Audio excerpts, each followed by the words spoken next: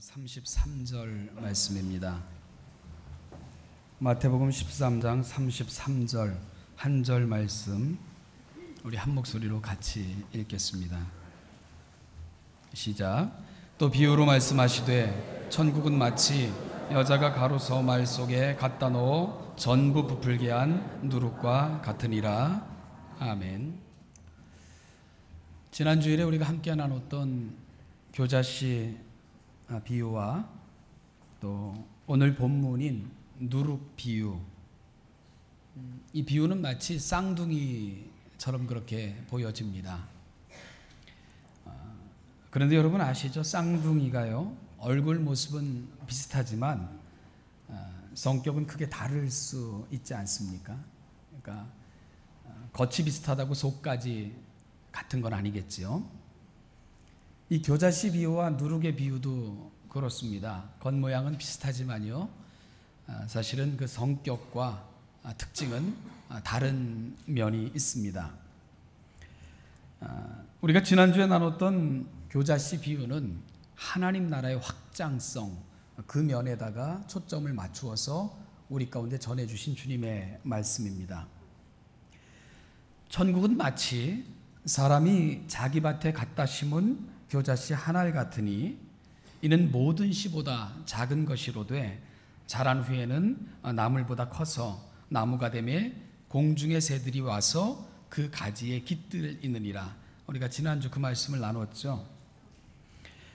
주님께서 천국을 작은 교자씨 한 알에 비유하신 것은 교자씨같이 작은 씨앗이 자란 후에는 공중의 새들이 깃들일 만큼 커지고, 그리고 또한 모든 새들이 와서 그 잎사귀를 먹을 만큼 풍성해진다 하는 것을 우리 가운데 말씀해 주시면서 천국 역시, 천국 운동도 그와 같이 미미하게 그렇게 시작했지만 그것은 괄목할 만큼, 놀랄 만큼 커질 것이고 많은 사람들이 그 복음의 빛 아래 거할 것을 말씀해 주신 비유가 바로 교자씨 비유입니다.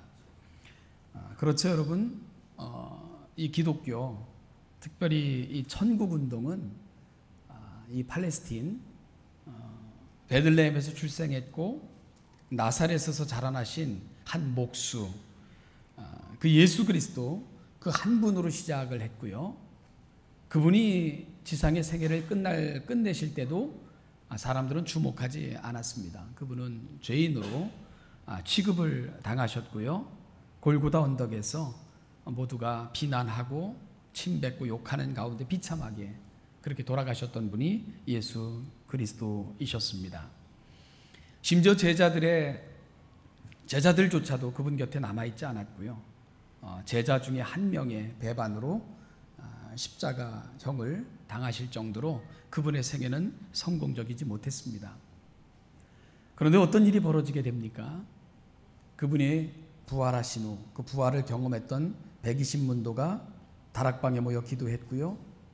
그곳에 성령의 역사가 임했고 그들이 나가서 복음을 전할 때에 3,000명, 5,000명이 회개하는 역사, 그로 인하여 더 큰 박해를 받았지만 그 박해에도 굴하지 않고 결국은 예루살렘으로부터 시작됐던 복음은 유대를 넘어 사마리아 땅끝까지, 그리고 오늘 여기 우리에게까지 임한 엄청난 복음 운동으로 바뀌게 된 것, 바로 교자씨 비유는 그와 같은 하나님 나라의 비밀, 확장성을 우리에게 미리 말씀해 주신 주님의 비유인 것을 알게 되는 것입니다.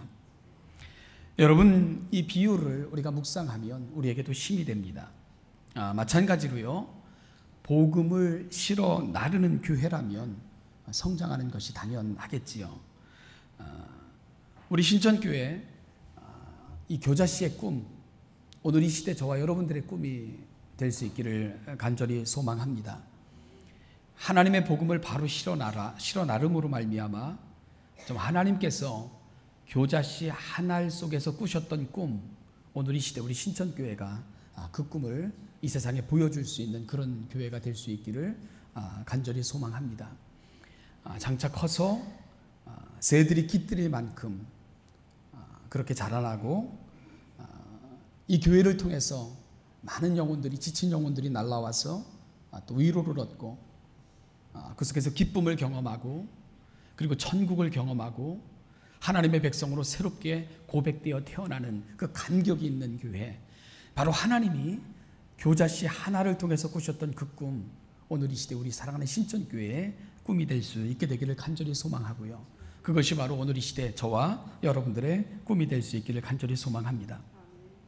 비록 미미했지만 골고다 언덕 위에 뿌려진 그 한 분의 피, 예수 그리스도의 피값으로 말미암아 예루살렘을 넘어 유대와 사마리아와 땅끝까지 그리고 전 세계를 바꾸어냈던 그 복음의 역사, 바로 그 복음의 역사를 통해서 오늘 이 신천교회가 또다시 그 복음의 살아있음, 그 복음의 확장성, 그리고 능력, 그리고 영향, 이런 것들을 이 시대 속에 다시 보여줄 수 있는 그런 교회가 될 수 있기를 간절히 소망합니다. 하나님께서 50여 년 전에 이곳에 정말 포도밭이었던 이곳에 하나님께서 복음을 심어주셨습니다. 그리고 오늘 50여 년이 지난 지금까지 하나님께서 이 교회를 통해 하나님의 역사를 이루시고 오늘 여기까지 이르게 하신 거 정말 감사합니다.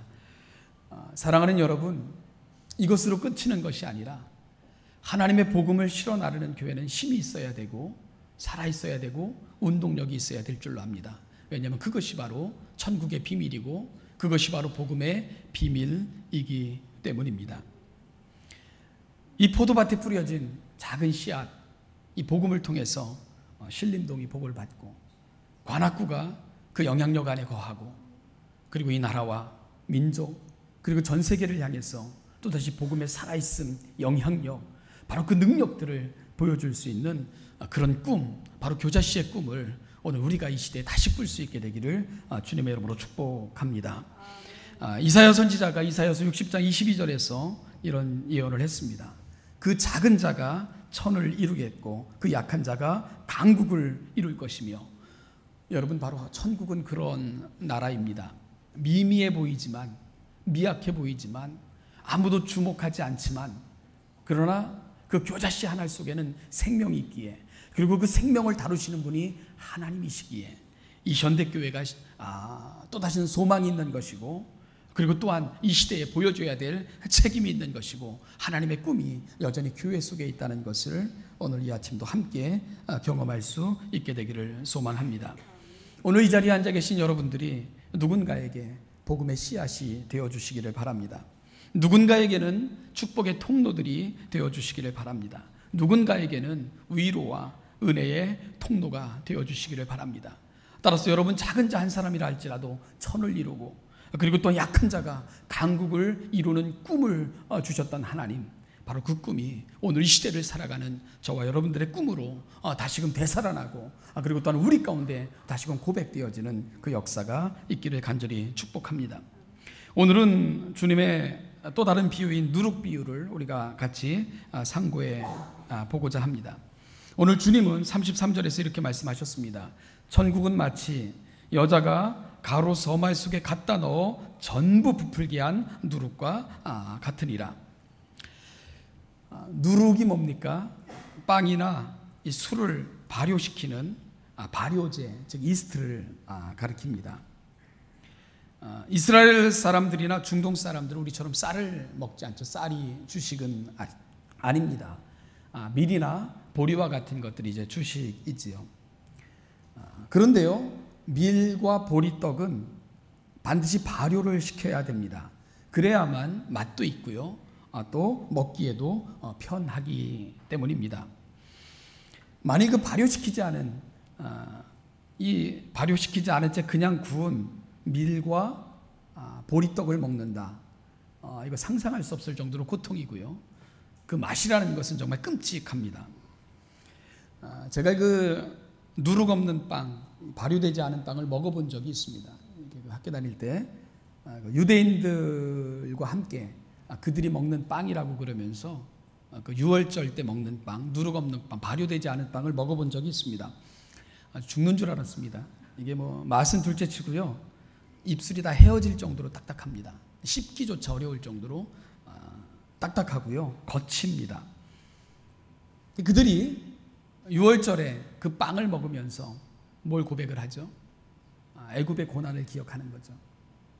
그리고 그 고통을 체험을 하는 거죠. 그러면서 이러한 고통과 고난 가운데 하나님이 우리를 구원하셨다 하는 구원의 감격을 함께 경험하는 절기들을 그들이 지금도 갖고 있는 거, 의미가 있는 거겠죠. 따라서 주님께서 천국을 누룩의 비유를 통해서 들려주고 계신 것은, 여러분이 누룩이라는 것은 물론 성경에는 누룩에 대한 많은 부분들이 부정적으로 사용되는 측면도 굉장히 많습니다. 그럼에도 불구하고 누룩을 사용하신 데는 이유가 있습니다. 왜냐하면 그들의 생활에 있어서 아주 익숙하고 그리고 늘 사용하는 재료가 누룩이기 때문입니다. 그리고 오늘 주님께서 이 누룩을 통해서 천국을 보여주시고자 하는 그 비유의 핵심은 바로 변화의 측면으로서 이 누룩을 사용하고 계신 것을 우리가 알 수가 있게 됩니다. 교자씨 비유가 교회의 양적인 발전과 확장성에 대한 교훈이라면, 누룩의 비유는 교회의 질적인 발전과 성장에 대한 측면을 말씀하고 계신 것을 우리가 보게 된다는 거죠. 다시 말씀드리면 교자씨 비유는 외형적인 측면에서의 그 복음의 확장성을 말씀해주고 있다면, 이 누룩의 비유는 그 복음이 침투한 사회 속에서 일어나는 그 엄청난 내적인 성장과 발전, 이걸 보여주고 있는 거다, 이렇게 말씀을 드릴 수가 있다는 거죠. 그래서 비슷해 보이지만 다른 이야기를, 천국의 다른 측면을 저와 여러분들에게 주님이 하고 계신 것을 이해할 수가 있게 됩니다. 저희가 자랄 때요, 그런 얘기를 많이 들었습니다. 질이 먼저냐 양이 먼저냐, 그런 얘기를 많이 나눴습니다. 지금 생각하면 참 어리석은 질문이었다는 생각을 하죠. 양과 질은 떨어질 수 없는 건데 말입니다. 오늘 교자씨 비유와 누룩의 비유는 그 양면을 다 다루고 있는 것입니다. 미미했던 복음이 강을 이루고 천천만만을 이루고 전 세계까지 그 복음의 영향력이 침투하는 그런 사건을 교자씨 비유가 드러내고 있다면, 누룩의 비유는 그 복음이 침투하는 곳에 어떠한 일이 벌어지는가, 바로 그 사실을 우리에게 보여주고 있는 거죠. 그러니까 이 비유는 양적인 면, 질적인 면 모두를 다루고 있는 그런 한 쌍의 비유와 같은 것이라고 말씀을 드릴 수가 있을 것입니다. 자, 그렇다면요, 오늘 이 누룩의 비유가 갖고 있는 좀 더 깊은 뜻은 뭘까? 우리가 오늘은 그 부분을 좀 우리 가운데 적용하면서 묵상해 볼까 합니다. 여러분, 오늘 본문에서 뭐라고 말합니까? 천국은 마치 여자가 가루 서말 속에 갖다 넣어 전부 부풀게 한 누룩과 같다. 누룩이 들어가니까 어떤 일이 벌어집니까? 전부 부풀는 그런 역사가 일어났다는 거죠. 이 누룩의 비유가 갖고 있는 더 깊은 뜻, 첫 번째, 저와 여러분들이 나누고 싶은 것은 뭐냐 하면, 복음은 한 사람의 인격 전체를 변화시킨다는 이 측면을 저와 여러분들이 함께 나누고 싶습니다. 복음은 한 사람의 인격 전체를 변화시킵니다. 비록 적은 누룩이, 아주 적은 누룩이지만 밀가루 반죽 속에 들어가기만 하면 그 밀가루 전체를 변화시키는 것과 같은 이치입니다. 그래서 고린도서 5장 17절에서 사도 바울은 말하기를, 그런즉 누구든지 그리스도 안에 있으면 새로운 피조물이라, 이전 것은 지나갔으니 보라 새 것이 되었도다. 예, 그렇습니다. 복음이 우리 가운데 침투해 들어오면 우리는 새로운 피조물이 되는 것입니다. 이전 것은 지나가는 거죠. 전적으로 새 것이 되는 것입니다. 여러분, 이것은 조금 고쳐지는 측면이 아닙니다. 새로운 피조물, 하나님이 우리 가운데 복음을 주셨고 복음을 영접하면 우리 전체가 새로운 창조물로 변화된다는 사실을 이야기해 주고 있습니다. 복음을 접한 천국을 경험한 사람들에게 찾아오는 가장 중요한 특징, 첫 번째 특징은 뭐냐면 바로 변화입니다. 성경은 바로 그 이야기를 저와 여러분들에게 전해주고 있는 것입니다. 우리가 많이 예를 드는 삭개오 사건을 한번 보십시오. 여러분, 세금을 걷는 사람, 가난한 백성들에게 세금을 받아 로마에 상납했고, 그리고 그들은 그 당시 뭐라고 특징 지어졌는가 하니, 그들은 인가받은 도둑들, 갖다 바치는 것은 정해져 있었지만 걷는 것은 자유입니다. 얼마를 걷어도 괜찮아요. 로마에서 원했던 것만 바치면 됩니다. 그러니 수단과 방법을 가리지 않고 착취했던 거죠. 그리고 일정을 바치고 나머지는 자기 재산의 축적 수단으로 그렇게 삼았던 사람들이 세리입니다. 그래서 세리들은요, 공공의 적이었어요. 모든 사람들이 싫어했던 그런 직업이었고, 그 직업에 종사했던 사람들은 존경받을 수가 없었던 것이 시대적인 상황입니다. 삭개오도 역시 그랬고요. 세리 중에서도 삭개오는 세리장이었습니다. 그러니까 얼마나 많은 원성과 원망이 그에게 쏟아졌을 것인가 우리가 쉽게 짐작을 할 수가 있습니다. 여러분, 그의 인생에 어떤 일이 벌어지게 되죠? 예수 그리스도가 찾아오셨잖아요. 예수 그리스도가 그의 삶 속에 들어오셨습니다. 복음이 그의 삶의 침투에 들어갔던 것이지요. 어떤 일이 벌어지게 됩니까? 예수님을 만났을 때 삭개오가 이런 고백을 토해냅니다. 주님, 내가 내 재산의 반을 떼어서 가난한 자들에게 나누어 주겠습니다. 그리고 혹시 내가 살면서 손해를 끼쳤던 사람이 있다면 내가 4배를 갚겠습니다. 이렇게 고백을 합니다. 예수님께서 그 삭개오를 바라보시면서 뭐라고 말씀하셨습니까? 오늘 구원이 이 집에 이르렀으니 이 사람도 아브라함의 자손이미로다. 복음은 우리 삶 전체를 바꾸어냅니다.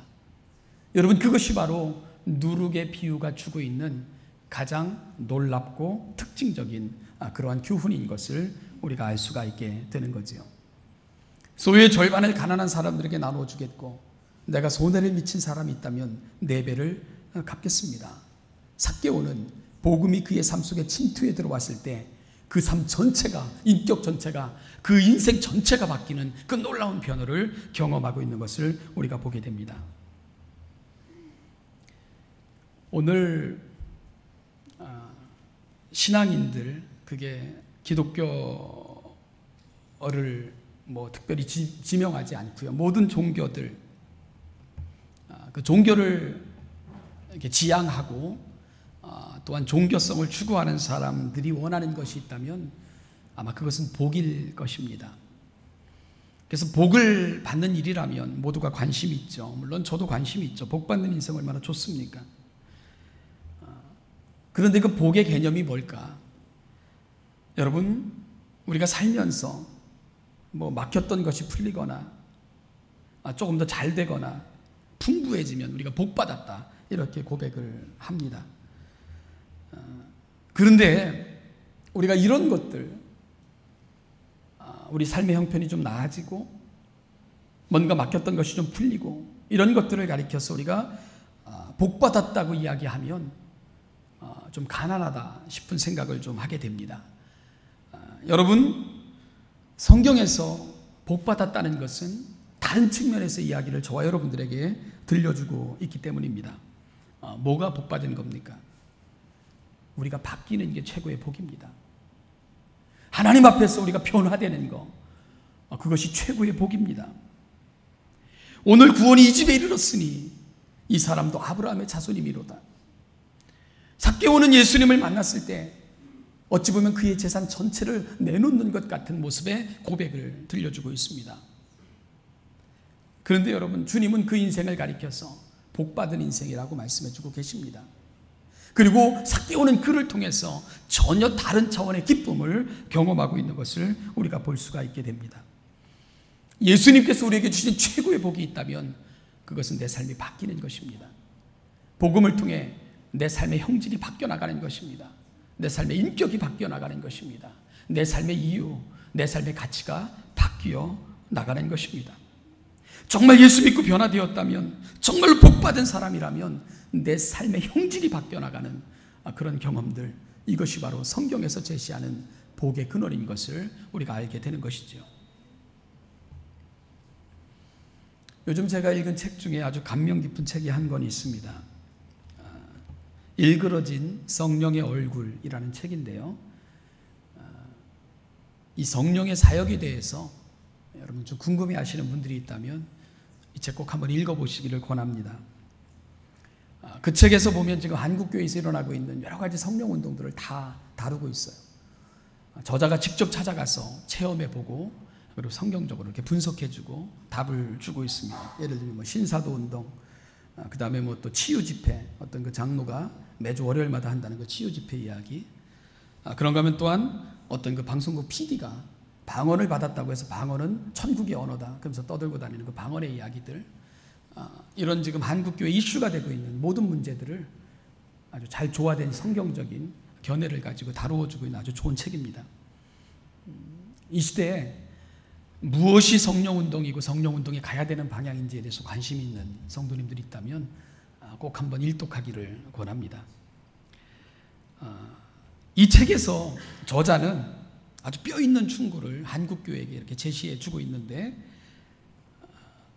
여러 가지 방면, 뭐 치유, 방언, 그런가 하면 뭐 또 입신, 계시, 한국교회가 지금 이런 것에 아주 몸살을 앓고 있거든요. 그리고 점점 미신화되고 있는 이런 아픔을 우리가 보고 있는데요. 그는 이렇게 말을 합니다. 아무리 굉장한 능력을 행하고 탁월한 은사를 발휘할지라도 예수님을 닮은 인격의 열매가 없는 이는 진정한 성령의 사람이라고 볼 수가 없다. 참된 영성의 표징은 예수님께 집중하는 수줍음과 예수님을 닮은 모습이다. 그리고 이러한 성령의 열매는 성령과의 지속적인 교제를 통해서만 배양될 수 있다. 이런 얘기를 합니다. 저자가 아주 재밌는 표현을 쓰는데요. 성령의 수줍음이라는 표현을 써요. 여러분, 성령님은 마치 수줍어하시는 모습으로 우리 가운데 찾아오신다는 거예요. 성령님은 우리 가운데 잘난 척하시는 모습으로 찾아오시는 적이 없다는 거예요. 사람들 속에 당신을 드러내시는 모습으로 찾아오시지 않는다는 것입니다.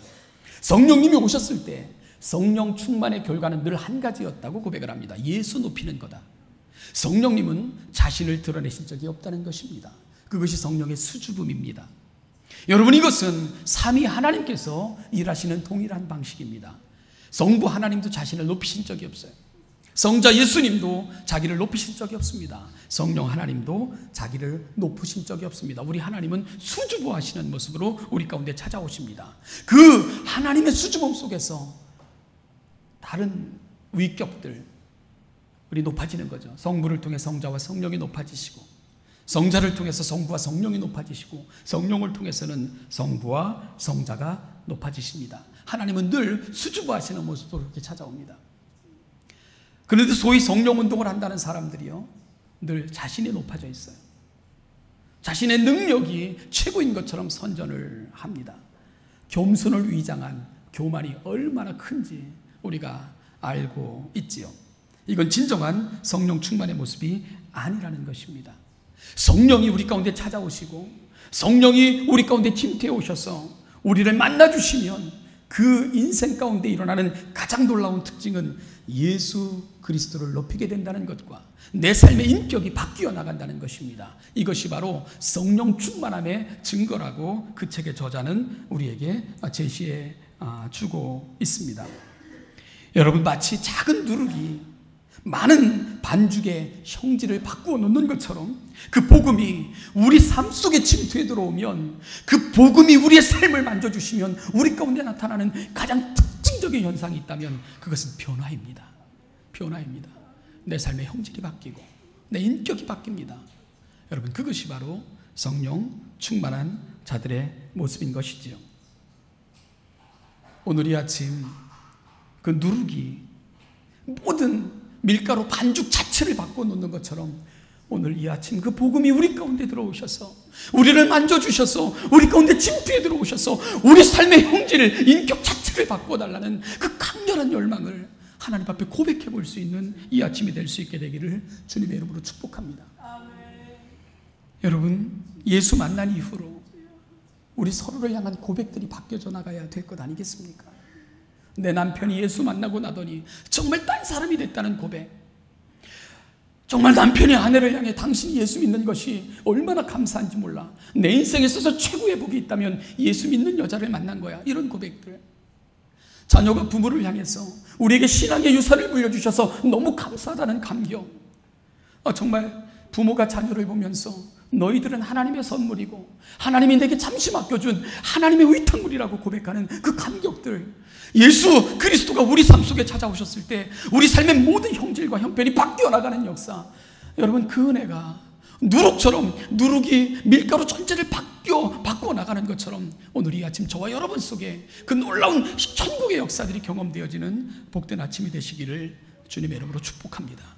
꿈꾸며 기도하시는 이 아침이 될 수 있기를 소망합니다. 누룩의 비유가 주는 두 번째 특징이 있습니다.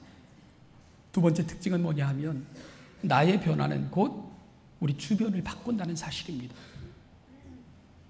그것이 누룩이 주는 또 한 가지 특징입니다. 복음은 한 사람의 인격을 바꾸어낼 뿐만 아니라 그 복음은 능력이 있어 우리 사회를 바꾸어냅니다. 우리 주변을 바꾸어냅니다. 우리 삶의 공동체를 바꾸어냅니다.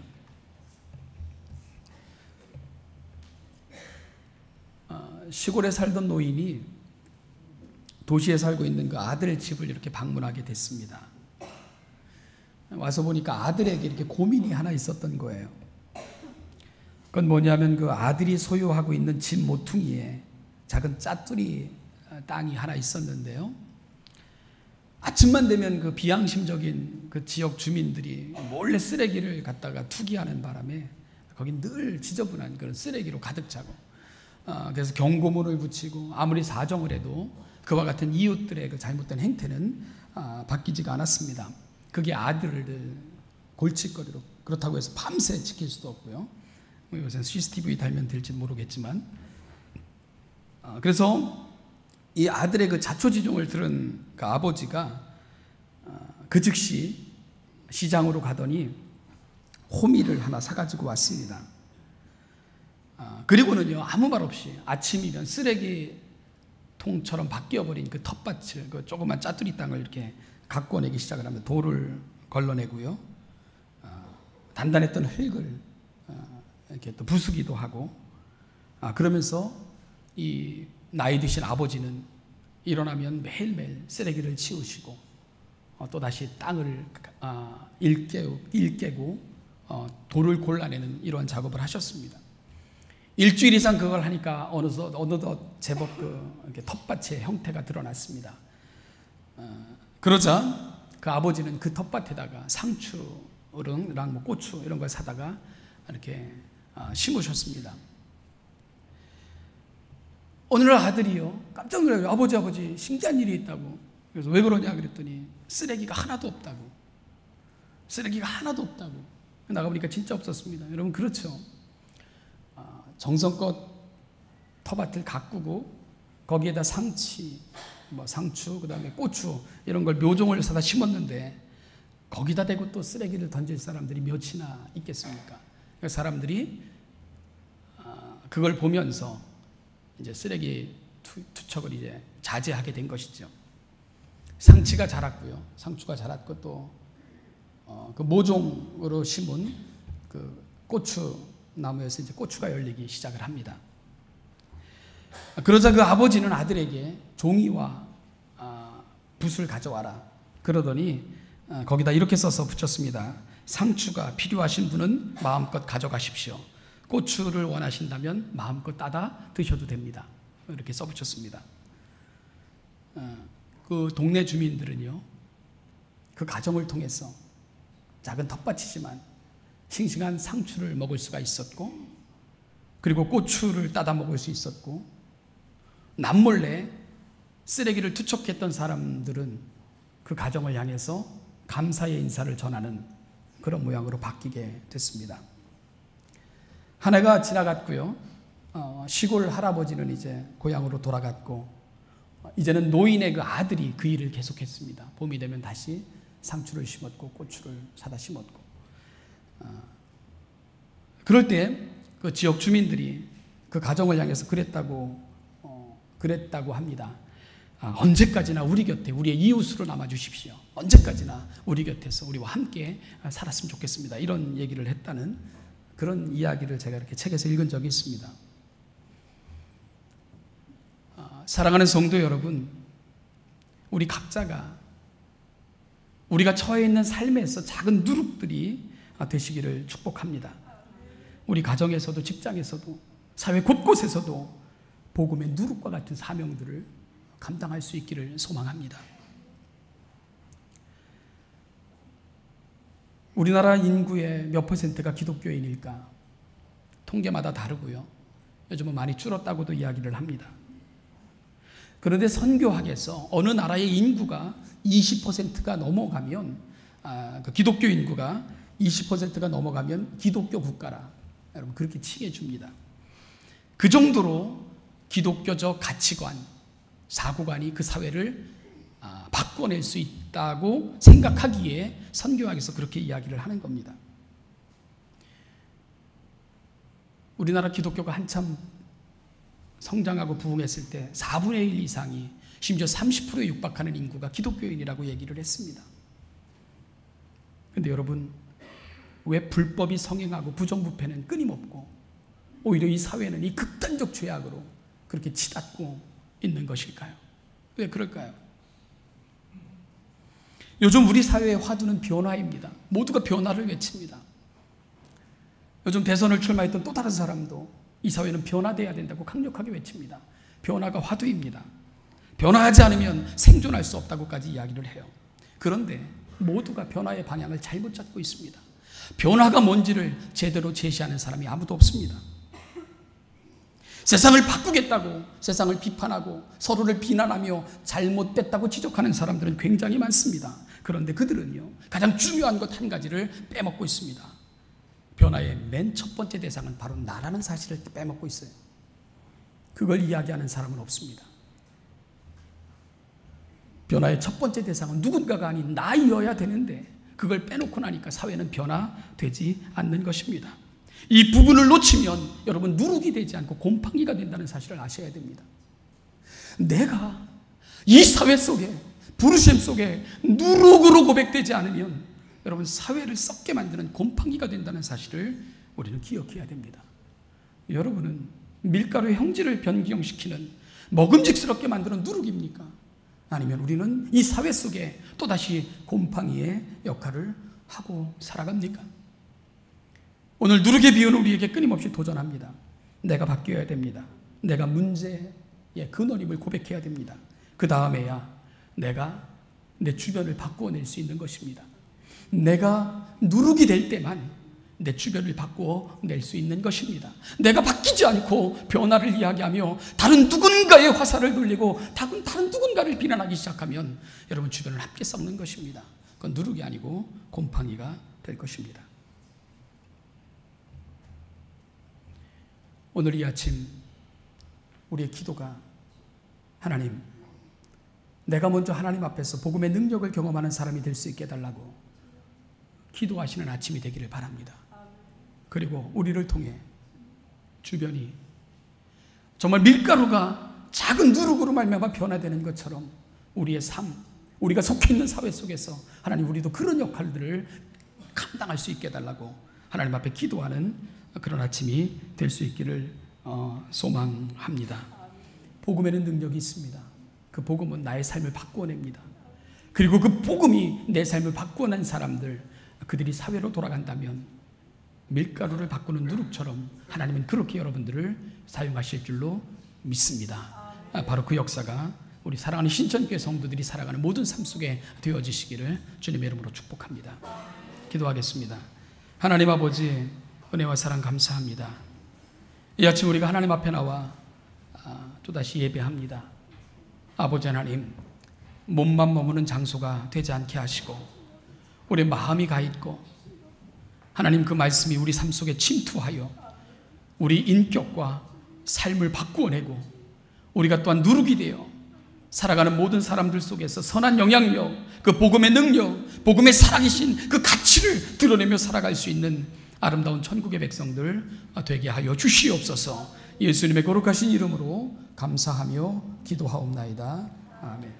우리 주 예수 그리스도의 은혜와 아버지 하나님의 무한하신 사랑과 성령의 인도 교통 충만하심이 우리 삶 속에 침투한 그 복음이 우리 삶의 모든 형질을 바꾸고 그렇게 누룩이 되어 우리가 살아가는 세상 속에 그 나라를 보여주며 그 나라를 확장하며 그 나라의 영광을 경험시켜주는 일에 정말 아름답게 사용되기를 소망하며 이 자리에 있는 우리 사랑하는 신천의 모든 성도들과 그 사랑하는 가정 자녀들과 그들의 직장 사업체와 그들이 꿈꾸며 준비하는 미래 위에 이제부터 영원까지 그 영원까지 함께 하시기를 축원하옵나이다.